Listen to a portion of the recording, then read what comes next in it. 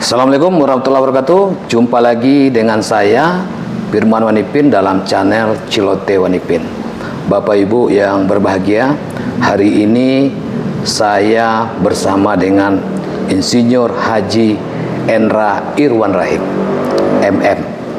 Beliau, tokoh kita yang satu ini adalah salah satu tokoh yang betul-betul berbuat banyak untuk kemajuan Sumatera Barat dan berpengalaman serta teruji, dan tentunya punya harapan besar kita kepada Bang Hendra. Saya memanggil beliau Abang. Bang Hendra nantinya bisa melanjutkan pengabdiannya ini di DPD RI ke depan. Kan itu harapan kita, Bang. Ya. Dan hari ini kita bersama langsung dengan Bang Hendra. Kita akan bercerita banyak dengan beliau terkait dengan pengalaman politik beliau. Kalau kita lihat, beliau ini memulai karir di politik itu dari tahun 97 sampai sekarang. Sekarang masih jadi anggota dewan kan, Bang? Masih dewan. Dan tentunya para pemirsa Cilote Wanipin kepengen tahu nih, Bang.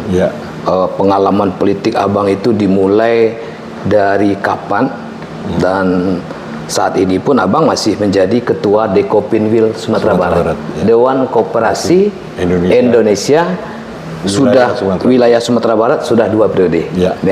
Barangkali Bang mungkin sebagai pengantar, Abang mungkin ceritain pengalaman karir politik Abang yang dari awal sampai hari ini, Bang. Silakan, Bang. Ya, terima kasih Wanipin. Assalamualaikum warahmatullahi wabarakatuh. Alhamdulillah, saya Endra Irwan Rahim memang berjuang dari muda-muda. Iya, dari muda. Dari muda berjuang, dan di tahun 93 saya sudah di Golkar. Di tahun 97 saya sudah jadi anggota DPRD Provinsi Sumatera Barat. Saya di DPR Provinsi Sumatera Barat ini sudah 5 periode sampai hari ini. Iya. Artinya ini salah satu tokoh politik kita yang paling lama. Dan tentunya punya pengalaman dan teruji ya, Bang ya. 5 periode loh, Bang. 5 kali 5, 25 tahun. Betul, ya. Jadi yang anggota DPR yang sekarang saya yang paling senior. Jadi senior yang 5 periode itu cuma saya. Abang yang paling senior. Sudah berapa sekarang nih, Bang? Yang muda, yang 5 periode. 5 periode. Yang lain 3 periode dan ada yang 4 periode. Dan saya dimulai karir saya itu pegawai negeri. Jadi saya tahun 90 sudah ikut di pegawai negeri. Saya di tempat di Dinas Pertanian karena latar belakang saya adalah insinyur pertanian. Kemudian di pertanian itu, di dinas itu saya mulai berkiprah di politik. Saya masuk di Golkar, kemudian saya menjadi anggota DPR tahun 97 di zaman Orde Baru, dan diteruskan sampai sekarang. Dan saya juga selain di partai, saya juga aktif di organisasi. Saya pernah menjadi ketua KNPI Sumatera Barat. Saya pernah di FKPPI, dan saya juga pernah menjadi ketua KTI, dan semuanya ketua itu. Ketua KTI, KNPI, Porki juga. Saya olahraga juga saya pegang, ketua Porki, kemudian ketua KTI, kemudian ketua Golkar, dan hari ini masih memegang koperasi ini. Koperasi Dekopinwil Sumatera Barat yang periode yang kedua. Periode yang kedua ya, direncanakan habis masanya tahun 2025. Tinggal setahun lagi, Bang? Setahun lagi. Dekopinwil memang batasannya sampai 2 periode saja, atau barangkali bisa 3 periode, Bang? Aturannya kalau terpilih boleh saja. Boleh saja kan? Mudah-mudahan kalau melihat dari apa yang ada hari ini, Abang ini bisa 3 periode nih jadi ketua Dekopinwil ini. Iya kan, Bang? Ya, karena gimana pun Bang Hendra berbuat. Di mana-mana Abang selalu berbuat, dan tentunya untuk masyarakat Sumatera Barat lah. Sumatera Barat yang betul-betul membutuhkan sosok Abang ini, Bang.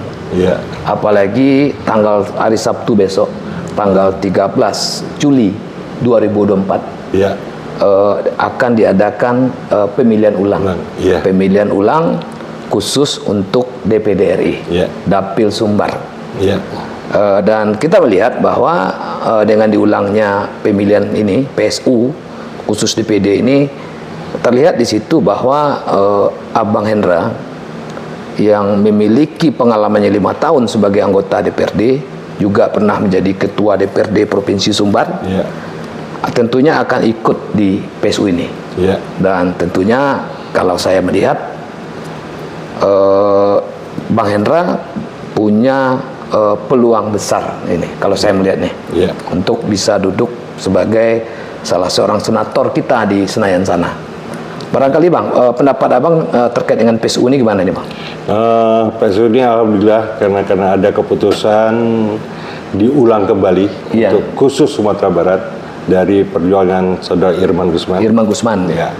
Ini diulang kembali, namanya kita masih peluang untuk perjuangan. Iya, betul, betul. Dengan pengalaman-pengalaman yang ada, dengan teman-teman yang cukup banyak, dan berdoa pada Allah, bisa menduduki pada pemilu tanggal 13 yang akan datang. Saya berharap juga dengan kondisi yang pernah saya lalukan organisasi yang ada, saya berharap teman-teman yang lama itu juga ikut memilih. Sekarang saya pegang ketua koperasi. Kalau dihitung koperasi di Sumatera Barat ini jumlahnya cukup banyak. Banyak Bang? Ya, sangat banyak sekali. Karena lebih hampir 500.000 itu anggota koperasi se-Sumatera Barat. 500.000 orang? Ya. Yang pengurus itu? Ya pengurus. Belum anggota lagi Bang? Belum anggota, ya. Cukup banyak koperasi. Ini merupakan tanggung jawab kami sebagai pengurus Dekopin, saya sebagai ketua, bagaimana koperasi di Sumatera Barat, apalagi yang membentuk koperasi ini orang tokoh Sumatera Barat, Bung Hatta. Bung Hatta. Ya. Kita sama-sama merasakan Bung Hatta. Sekarang ini di mana-mana bertambah kurang orang menyebut dia. Nah, ini kebanggaan kita dari Sumatera Barat. Ini yang harus kita timbulkan. Bahwa koperasi, bapak pembangunan, bapak ekonomi itu adalah Bung Hatta. Bung Hatta. Ya. Itu asal dari Sumatera Barat. Ya, berasal dari putra Sumatera Barat. Yang beliau berhasil bagaimana mendudukkan konsep koperasi ini sangat baik untuk sebuah negara. Kan begitu, nah Bang? Iya.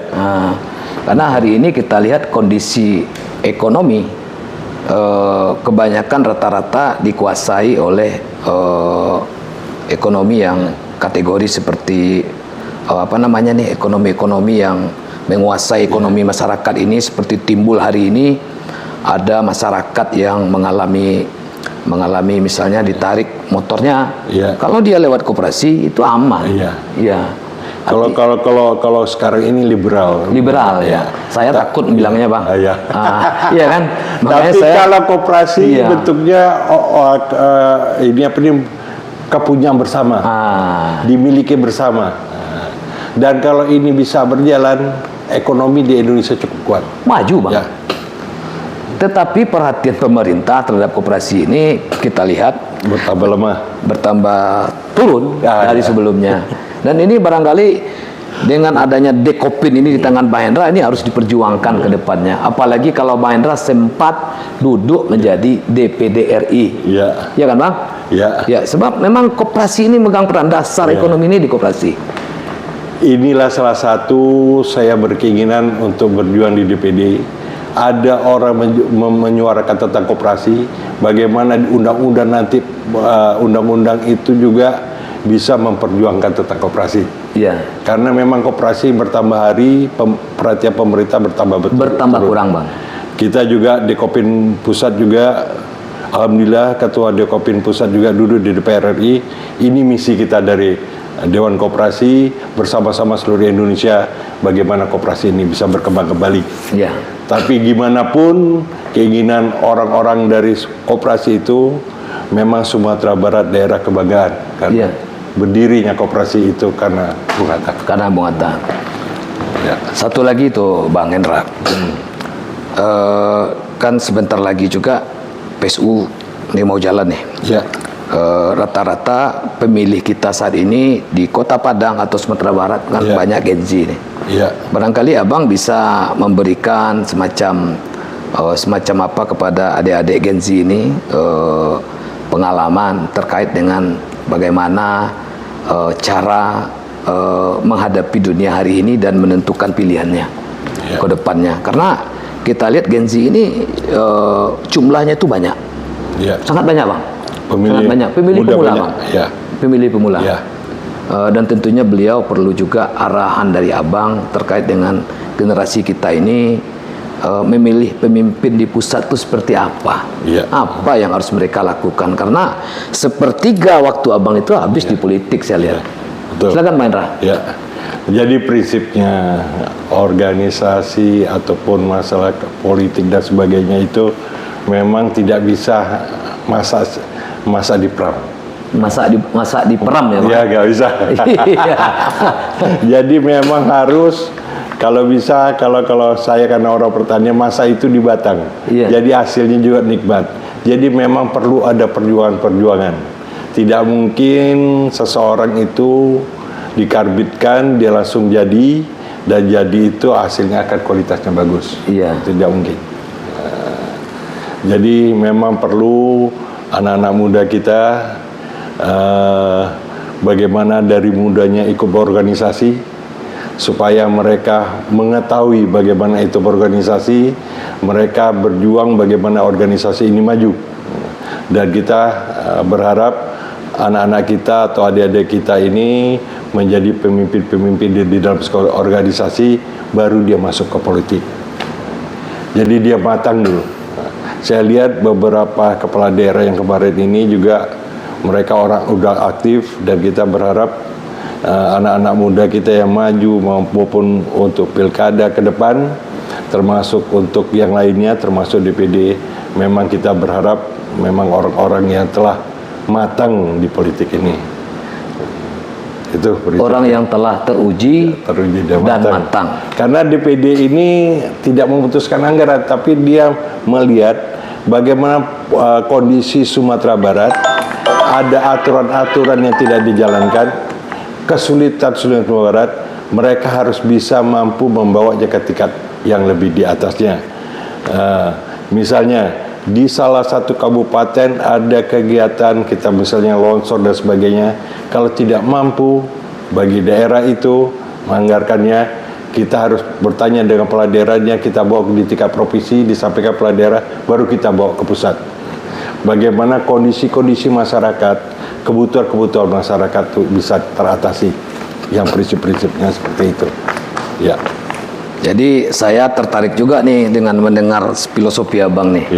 Jangan pernah masak di peram, masaklah di batang. Artinya seorang pemimpin yang dilahirkan itu harus punya pengalaman. Artinya mulai dari A, B, C sampai dengan D. Jadinya bukan langsung instan. Iya kan Pak? Tentu karena sekarang banyak mie instan. Banyak mie instan. Banyak mie instan, tinggal celup langsung masak. Pemimpin itu tidak seperti itu, Bang. Betul. Barangkali Bang, mungkin Dekopinwil, kita mengarah ke Dekopinwil. Salah satu program abang di Dekopinwil kemarin, bagaimana koperasi ini bisa berkembang dan menjadi sebuah kekuatan ekonomi bagi rakyat Sumatera Barat ini. Mungkin itu Bang. Jadi Dekopin ini sifatnya membimbing koperasi-koperasi. Dekopin tidak dibenarkan tidak dilarang untuk berusaha. Jadi untuk berbisnis tidak boleh. Tapi kita membina koperasi-koperasi yang ada. Banyak koperasi-koperasi yang ada yang mengerti tentang koperasi hanya pengurusnya, anggotanya tidak. Kita juga di pemerintah, banyak juga orang yang pemerintah di dinas koperasi itu sendiri tidak mengerti tentang koperasi. Ini kenyataan-kenyataan. Karena dinas ini kan latar belakangnya tidak harus orang koperasi, bisa pindah-pindah dari tempat yang lain. Banyak di kabupaten kota, termasuk di provinsi ini, orang yang duduk di dinas itu tidak paham tentang koperasi. Jadi memang pembinaan koperasi ini dimulai dari yang membinanya juga harus dikoperasikan. Harus mengerti apa itu koperasi. Kan gitu Bang? Betul. Dan kita melihat alhamdulillah Gubernur Mayaldi ini, Buya kita ini cukup perhatian tentang koperasi. Dan kita buktikan kemarin Hari HUT Koperasi se-Indonesia itu diadakan di Sumatera Barat. Tahun yang lalu. Ya karena saya lihat Pak Mahyildi selaku Gubernur Sumbar ini kan juga memiliki suatu progul. Progul beliau itu menciptakan entrepreneur. Koperasi ini bisa melahirkan, ya gitu Bang. Betul. Dengan adanya koperasi ini berkembang dan tentunya masyarakat, para anggota koperasi bisa membuka usaha-usaha baru. Iya. Kan begitu konsep koperasi itu, Bang. Bagaimana mereka bisa buka usaha ini dengan model yang kecil, bisa buka usaha dan berencana bersama di dalam koperasi untuk mengembangkan usaha-usahanya ke depan. Sehingga koperasi ini bisa berkembang. Saya lihat di kemarin itu di sebuah koperasi ada memiliki tokoh semacam mats. Ya, misalnya dulu ada Minang Mat. Minang Mat itu dimiliki oleh koperasi. Tapi hari ini kan hilang. Kenapa? Karena barangkali keberadaannya itu kurang kuat ya Bang ya. Kurang kuat dan kurang anu. Sebenarnya koperasi itu kuat dananya. Beberapa koperasi itu sudah punya modal sampai miliaran. Ya, ada sampai 10 M. Memang sikapnya jadi kesulitannya itu mengembangkan usaha. Kadang-kadang pemerintah padahal secara undang-undang hak koperasi dengan pengusaha-pengusaha itu punya hak yang sama. Tetapi dalam tender dan sebagainya biasanya koperasi dikebelakangkan. Karena koperasi ini kepunyaan bersama. Kalau jujur kita untuk membagi-baginya sangat sulit. Itu. Kan jujur ya. Betul. Karena dia kepunyaan bersama dan itu harus dipertanggungjawabkan pada anggota.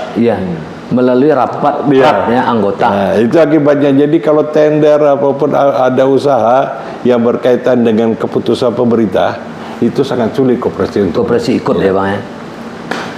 Pada haknya sama sebenarnya. Padahal hak koperasi itu sama. CPPT sama. Tapi tidak pernah koperasi itu bisa menang. Karena koperasi ini dianggap secara barangkali mengenai syarat-syaratnya untuk mengikuti sebuah tender, Bang. Iya kan, begitu. Itu juga perlu kita ceritain. Iya. Satu lagi, Bang, Bang Hendra. Ini saya melihat Bang Hendra juga pernah jadi ketua Forki. Forki ini kan karate nih, Bang. Itu dari tahun. Saya 2 tahun, 2 periode. Jadi itu gimana, Bang? Pengalaman Abang yang Abang selaku orang politik yang mengelola olahraga, tentu 2 hal yang cukup berbeda gitu. Mungkin ada pengalaman yang menarik, Bang Hendra. Jadi begini, waktu jadi ketua Forki itu memang kebijakan bersama-sama dari seluruh pengurus kopra ini karate, Forki meminta saya karena pertimbangannya juga pembinaan olahraga ini kan biayanya kosnya mahal. Betul.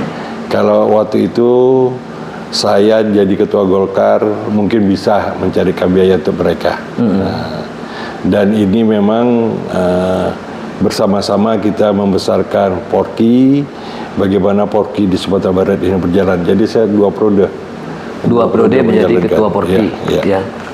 Tujuannya itu, saya bukan orang karate benar, tetapi kita sama-sama bagaimana membesarkan olahraga. Rata-rata ketua DPR, gubernur, dan rem itu biasanya Forkopida itu memegang olahraga. Betul. Olahraga. Kita berharap olahraga di Sumatera Barat maju. Jadi itu Bang Hendra tentu selaku ketua Forki dapat juga ban itu. Saya dapat dan 5. Dan 5 ya. Wah, kalau dan 5 itu sudah tinggi itu, Bang.